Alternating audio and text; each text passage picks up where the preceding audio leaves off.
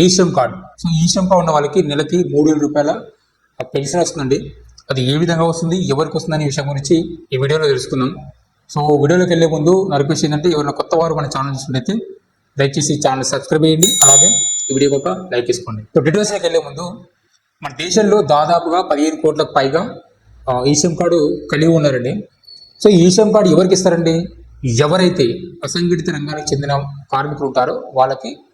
అసంఘటిత రంగం అంటే ఒక నిలకడ లేనటువంటి ఇన్కమ్ ఉన్నవారు, అంటే కూలీలు, మేసిన్లు, డైలీ వేజెస్, వీళ్ళు అంటే సింపుల్ చెప్పాలంటే ప్రైవేటు గవర్నమెంట్ ఎంప్లాయీస్ కానివారు, ఈఎస్ఐ పిఎఫ్ లేనటువంటి వారు, ఐటీఆర్ కట్టినటువంటి వారు. సో వీళ్ళు ఆల్మోస్ట్ వీళ్ళందరూ కూడా సంఘటిత రంగానికి చెందిన వాళ్ళు. మేసిరి పని చేసేవారు కానీ, వడ్ల పని చేసేవారు, ఆర్డర్ నడిపేవారు, మిషన్ కుట్టేవారు, రాళ్ళు కొట్టేవారు, ఇట్లా ఎవరైతే వీళ్ళందరూ ఉంటారో వీళ్ళందరూ కూడా ఈ అసంఘటిత రంగానికి చెందిన కార్మికుల కింద రావడం జరుగుతుంది. ఈ శ్రమ్ కార్డు ఉన్న వారికి ఈ 3,000 రూపాయల పెన్షన్ అని చెప్పేసి మీరు తమిళలో చూస్తుంటారు. సో నిజం చెప్పాలంటే యాజ్ పర్ అఫీసర్ గా ఈ శ్రమ్ కార్డుకి ఈ స్కీమ్ కి సంబంధం లేదండి. ఈ శ్రమ్ కార్డుకి సంబంధించి ఎవరికి ఇస్తారండి? ఈ అసంఘటిత రంగానికి చెందిన వారికి ఇస్తారు. సో ఈ శ్రమ్ కార్డు ఇచ్చేటప్పుడు బ్యాంక్ డీటెయిల్స్ తీసుకుంటారు, నామినీ డీటెయిల్స్ తీసుకుంటారు, వర్క్ ఇన్ఫర్మేషన్ తీసుకుంటారు, ఈ కేవైసీ కూడా చేస్తారు. సో చేసిన తర్వాత ఈ శ్రమ్ కార్డు జనరేట్ అవుతుంది. దానికి ఒక యూఐ నెంబర్ కూడా, యూనివర్సల్ అకౌంట్ నెంబర్ కూడా జనరేట్ అవుతుంది. చాలా మంది దగ్గర ఈ శ్రమ్ కార్డు ఉంటుంది. పెన్షన్ స్కీమ్ ఏదైతుందో అంటే దీన్ని PMSYM అంటారు, ప్రధానమంత్రి శ్రమ యోగి మాన్ధన్ యోజన స్కీమ్. ఇది ఒక పెన్షన్ స్కీమ్ అనమాట. ఈ శ్రమ్ స్కీమ్ అనేది ఇన్సూరెన్స్ స్కీమ్ అయితే, ఈ PMSYM ఏమో పెన్షన్ స్కీమ్. అది ఇన్సూరెన్స్, ఇది పెన్షన్. కానీ ఈ రెండింటిని మేనేజ్ చేసేది మాత్రం eShram.gov.in. ఈ శ్రమ్ కార్డుకి ఎవరెవరైతే ఎలిజిబిలిటీ అవుతారో సేమ్ ఈ పెన్షన్ కూడా వాళ్ళే ఎలిజిబిలిటీ అవుతారు అన్నమాట. కానీ ఈ శ్రమ్ కార్డు రావాలంటే 16 సంవత్సరాల నుంచి 59 సంవత్సరాల వరకు ఈ మధ్యలో ఎవరున్నా సరే ఈ శ్రమ్ కార్డు తీసుకోవచ్చు. కానీ ఈ పెన్షన్ స్కీమ్ అంటే PMSYM స్కీమ్, ప్రధానమంత్రి శ్రమ యోగి మాన్ధన్ యోజన పెన్షన్ స్కీమ్ కావాలంటే మాత్రం 18 సంవత్సరాల నుండి 40 సంవత్సరాల మధ్యలో ఉండాలి. ఈ మధ్యలో ఉన్న వాళ్ళకు మాత్రమే ఈ యొక్క స్కీమ్ అనేది రావడం జరుగుతుంది. ఈ శ్రమ్ కార్డ్ అనేది ఉన్న వాళ్ళకి 2 లక్షల ఇన్సూరెన్స్ వస్తుంది. అలాగే ఏమన్నా హ్యాండిక్యాప్డ్ అయితే, ఏమైనా యాక్సిడెంట్ గా ఏమైనా ప్రాబ్లం అయితే 1 lakh వస్తుంది. ఎవరికి ఈ శ్రమ్ కార్డ్ ఉన్న వాళ్ళకి. చనిపోతేనేమో 2 లక్షలు ఇన్సూరెన్స్ అనేది నామినీకి వస్తుంది. సో దీనికి ₹1 కూడా మనం కట్టాల్సిన అవసరం లేదు. అంటే ఈ శ్రమ్ కార్డ్ ఉన్న వాళ్ళు ఎవరు కూడా ₹1 కట్టాల్సిన అవసరం లేదు ఈ శ్రమ్ కార్డ్ బెనిఫిట్ రావాలంటే. కానీ ఈ PMSYM ఏదైతే ఉందో, ప్రధానమంత్రి శ్రమయోగి మాన్ధన్ యోజన, ఈ పెన్షన్ స్కీమ్ ఏదైతే ఉందో, దీంట్లో కనుక పెన్షన్ రావాలంటే మన దగ్గర నుంచి కాంట్రిబ్యూషన్ ఉండాలి. అంటే సమ్ అమౌంట్ మనం కట్టాలి. అయితే చాలా మందికి ఒక మెసేజ్ వస్తుంది చూసుకోండి, for 3 pension join Pradhan Mantri Shramyogi Maandhan pension Yojana at mandhan.in. Monthly contribution start from ₹55. Please visit Nagar Nigam, Nagar Palika, Nagar Parishad, collectorate, Zilla Parishad and Tehsil video from some date. అది ఎక్కడి నుంచి వచ్చింది? eShram.gov.in. ఎవరికి వస్తున్నాయి అంటే ఈ శ్రమ్ కార్డు ఎవరికి తీసుకున్నారో వాళ్ళకి అందరికీ వస్తుంది చూసుకోండి. అందుకని ఈ శ్రమ్ కార్డు ఉన్న వాళ్ళకి మాత్రం ₹3,000 పెన్షన్ ఎందుకు చెప్పామంటే కారణం ఇదే. కాకపోతే మనకు ఐడియా ఉంటే ఈ శ్రమ్ కార్డు తీసుకోకుండా కూడా దీంట్లో జాయిన్ అవ్వచ్చు, ప్రాబ్లం లేదు. ఇంకోటి ఏంటంటే ఈ శ్రమ్ కార్డు డాటా అనేది సేమ్, దీని కూడా సేమ్ ఇన్ఫర్మేషన్ కాబట్టి ఇక్కడ సింపుల్ గా ఏం చేశారంటే, ఈ శ్రమ్ కార్డు ఉన్న వాళ్ళకి ఇంకోసారి డాటా ఇంకోసారి డీటెయిల్స్ అడగాల్సిన అవసరం లేదు, ఇంకోసారి కేవైసీ కూడా చేయాల్సిన అవసరం ఏం లేదు. సో అట్లనమాట. సో అందుకని ఈ శ్రమ్ కార్డు ఉన్న వాళ్ళకి ఈ ₹3,000 పెన్షన్ అని చెప్పింది. అందుకే మరి ₹3,000 పెన్షన్ ఎప్పుడు వస్తుంది? 60 ఏళ్ళ నుంచి స్టార్ట్ అవుతుంది. అది గుర్తుపెట్టుకుని ఇప్పుడే కాదు. ఇక్కడ ఏంటంటే ఈ పెన్షన్ స్కీమ్ లో జాయిన్ అవ్వడానికి 18 సంవత్సరాల నుంచి 40 సంవత్సరాలు ఉంది కదా. మనము ఈ ఎంట్రీ ఏజ్ ఇది, కానీ 60 సంవత్సరాల వరకు నెలకి ఇంత అని చెప్పేసి కట్టాలి. అది ఏజ్ ని బట్టి ఉంటుంది. ఫర్ ఎగ్జాంపుల్ ఇప్పుడు 30 సంవత్సరాల వ్యక్తికి ₹60 పడుతుంది అనుకుందాం. ఈ 30 సంవత్సరాల ఉన్న వ్యక్తి ఆ నెలకి ₹60 చొప్పున సంవత్సరానికి ఎంత అవుతుంది? ₹720 అవుతుంది. ఓకే, అంతే కదా, ₹7,000 అవుతుంది సంవత్సరానికి. 30 సంవత్సరానికి ఎంత అవుతుంది? 27,000 అవుతుంది.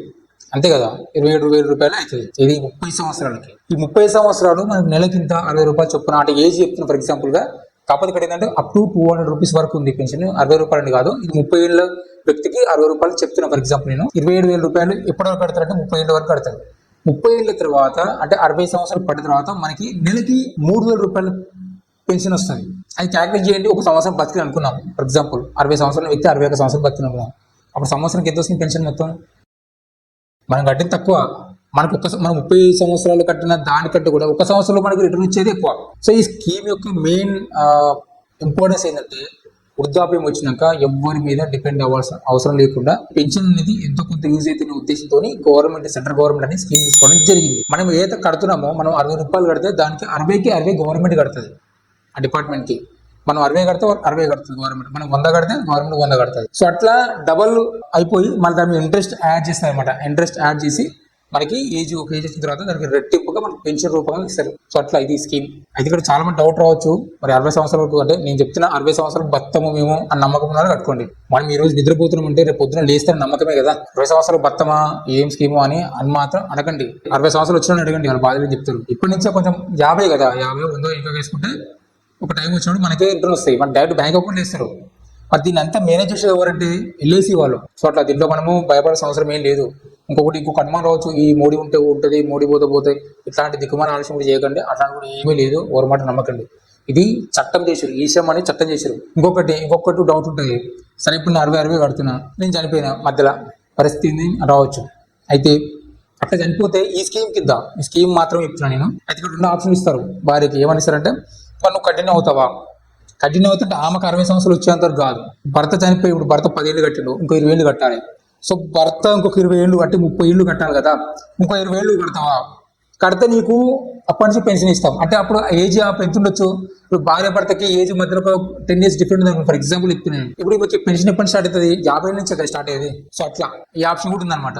లేదు నాకు ఏమవుతుంది, నేను కట్టలేను, నాకు డబ్బులు ఇచ్చేయంటే, ఒకవేళ ఎవరైతే ఈ బెనిఫిషియరీ చనిపోతే ఆయన కట్టిన అమౌంట్కి డబల్, అంటే గవర్నమెంట్ కొంత యాడ్ చేస్తారు కదా, డబల్ అనేది మనం ఎంత కడితే వాళ్ళంతా ఆ రెండింటి కలిపి దానిపైన 8% ఇంట్రెస్ట్. 8% అంటే అప్పటికి బ్యాంకు ఎంత వడ్డీ ఇస్తుందో సేవింగ్ అకౌంట్స్కి, ఆ వడ్డీని వేసి వారికి ఇచ్చేస్తారు. సో అదే కాకుండా ఇక్కడ ఇంకో లాజిక్ చూడండి, ఇప్పుడు ఇది పెన్షన్ స్కీమ్, పిఎంఎస్వై స్కీమ్ అలాగో, అంటే చనిపోయినప్పుడు ఈశ్రమ్ కార్డు కూడా ఉంటుంది కదా, మరి ఈశ్రమ్ కార్డు బెనిఫిట్స్ అలాగే మళ్ళీ 2 లక్షల ఇన్సూరెన్స్ అలా కదా. ఇంకొక 3 ఆప్షన్ రావచ్చు, సరే చనిపోయింది ఓకే, నేను బతికి ఉన్న ఒక 10 ఏళ్ళు కట్టిన వద్దు స్కీమ్ అనుకోండి, సింపుల్, మనం కట్టిన డబ్బులు మనకి ఇచ్చేస్తారు, నో ప్రాబ్లం దాన్ని. కానీ దాని గవర్నమెంట్ అయితే కాంట్రిబ్యూట్ చేయదు, గవర్నమెంట్ ఇచ్చే డబ్బులు ఇవ్వదు.